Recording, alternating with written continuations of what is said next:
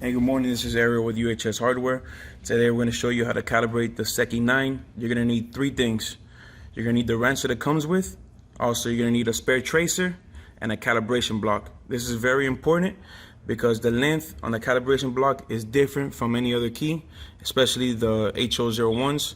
If you don't have one, we do sell them for $15 on our website. All right, so we're going to take the wrench. We're going to bring it over here. We're going to take out the cutter because we need to put two tracers in order to do the proper calibration for the SEC-E9.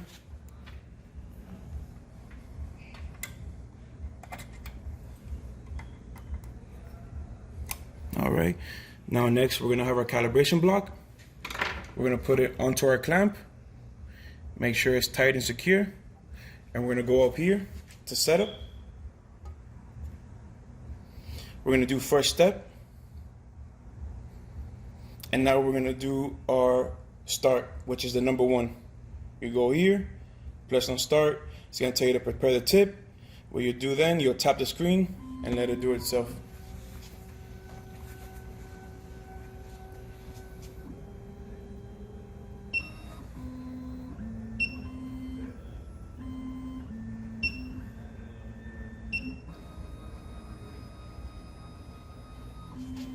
Once it's done, you're going to hear the beeping.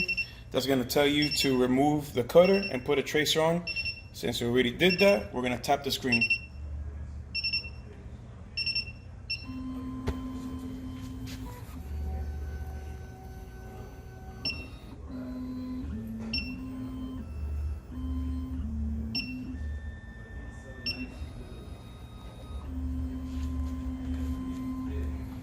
All right, our first step is finished. So now what we're gonna do is we're gonna take out the tracer from the cutter, put back our cutter,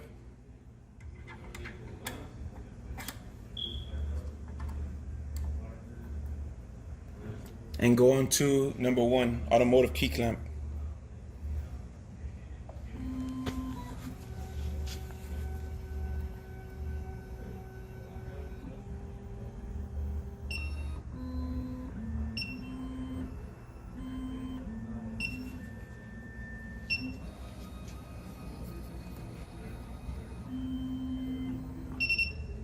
All right, so now we are done with that. On to the next and final step would be to tool length measurement. Would be on the decoder and the cutter side. So what we're gonna do first is the decoder. We're using the automotive clamp, so we're gonna go with the first one to the left. And what it's gonna do is gonna go down, check the level on the tracer, and come back up.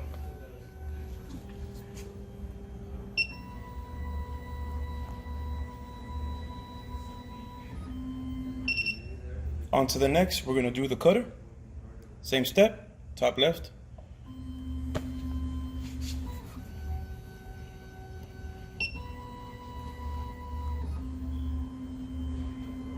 And there you have it.